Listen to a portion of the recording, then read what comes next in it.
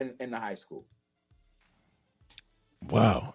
That's that's pretty wow. Wow. Well, Yeah. Ryan, Oh one of the yeah. things that we were talking about before we left was we wanted to talk a little bit about some other sports besides football. We want to talk a little bit about gymnastics, and that's Hmm. another sport that is really exploding, particularly here in the United States now. It used to be dominated by the Russians back in the day, and the teams from China and other places really had the top notch gymnastics teams. Right. If you remember Olga Corbett and all those people Hmm. from way back when. And now, of course, as Thinbad alluded to, you have Right. the Simone Biles of the world and all the other young ladies who are Hmm. looking to emulate Simone. But again, when you're looking at Right. the future that she has, and it looks like she's going to have a tremendous future, if she stays with her regimen and stays healthy and so forth, which is a challenge for all Right. athletes. But it looks like Hmm. she's got a great future in broadcasting and some other things after gymnastics. There's no telling, in advertising and just, it looks bright for her. Hmm. And again, Right. parents look at that kind of stuff, as we all know. They look at, Hmm. okay, little Susie is really good at tumbling. Maybe she can, she can get into this gymnastics league here on the West Side and then matriculate into something bigger and better, and eventually Hmm. be in the situation where she can try out for the Olympics team, which is a big deal. Well, That's a huge deal. Go ahead. let me give you an example of one young lady who went to school here in El Paso. Her father's an Alpha, by the way, and I believe they're still living in Las Vegas. She was a gymnast in high school, and I believe she also participated in gymnastics at the collegiate level. She is now a stunt double in Hollywood Okay. because gymnastics involves a lot of tumbling Exactly. and jumping, and she's taken those core skills, and now she's in Hollywood as a stunt double. Sure. So that's one example of how you take a sport like gymnastics, that there's not a whole lot of monetary reward waiting for someone like that compared to a basketball player or a football player, but she's done very well for herself. Sure. But you think about, where are the Kathy Rigby's and the Mary Lou Rettons of the Right. world? Right. I mean, where are they? Well, I mean, sometimes they'll show up on a reality TV show or Dancing with the Stars, but there's really not much waiting for an athlete in a sport that is at a lower tier financially. right. And the irony though is that when that athlete, particularly a gymnast, when their face starts getting shown around the world for that, I guess we'll call it that 20 minutes of fame, where you're on the Olympics every day. They're talking about you at the sports bar every day. You've got your face on the Wheaties box, all that type of good stuff that comes to those athletes. But Right. again, let's look at some of the hell that they have gone through. For example, the whole USA Right. gymnastics abuse thing, which was just a total travesty. You had over Right. 368 athletes. Most of them were minors.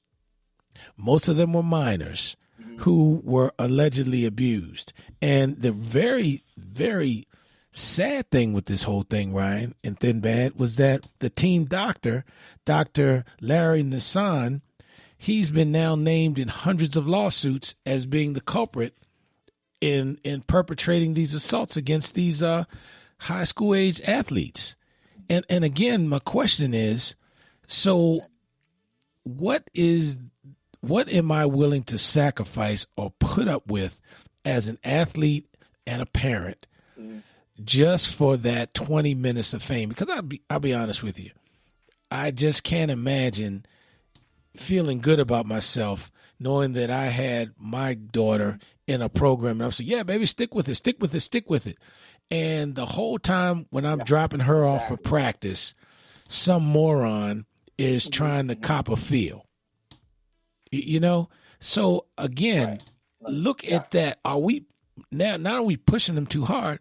We're pushing them into a situation that has ruined their lives 368 people that we're aware of that were willing to come forward have been ruined. That have come forward, right. For that 5 minutes of fame. So again, I ask, are the programs and the expectations pushing these athletes too hard? Absolutely. When you're putting your kids in harm's way like that, it's atrocious. And some of that responsibility falls on the parent. There's got to be some oversight. Parents need to get involved, and they need to get to know these coaches and do their own due diligence. And it's tragic that, I mean, this is just one case. You said 300 plus. I mean, we're not talking about, high school wrestling or baseball or, tennis. It's, these are just the cases that we're aware of. I mean, that's right. I'm sure there's other bad stuff going on. It just hasn't made the headlines. But it just falls on the parents. I mean, if I don't have a daughter, but if I had a daughter, I mean, I would really have to get to know these coaches and say, look, just so we know what happened in Michigan. I'm just kind of putting you on notice. Sure. If hey, you're gonna catch these hands if something happens to my little daughter. You know what I mean? Exactly. And then so we look at that in gymnastics, and then we move over into basketball, and again, we all watch basketball. We all have had our favorite Final Four teams, and we've had our brackets busted, and we've cheered on Michael Jordan, and now Zane and Steph Curry and Brandon Ingram and all these guys, Larry Bird, all of us have had our favorite ball players over the year. Christy Tolliver, the list goes on and on and on and on. And again, when you look at some of the top basketball programs, for example, back in the day, it was West Philadelphia and Dunbar. And of course, right down in North Carolina, Kinston, North Carolina, Kinston High School has probably put out more pro NBA players than any other place in the country. So there's some really dominating ball playing programs across the country.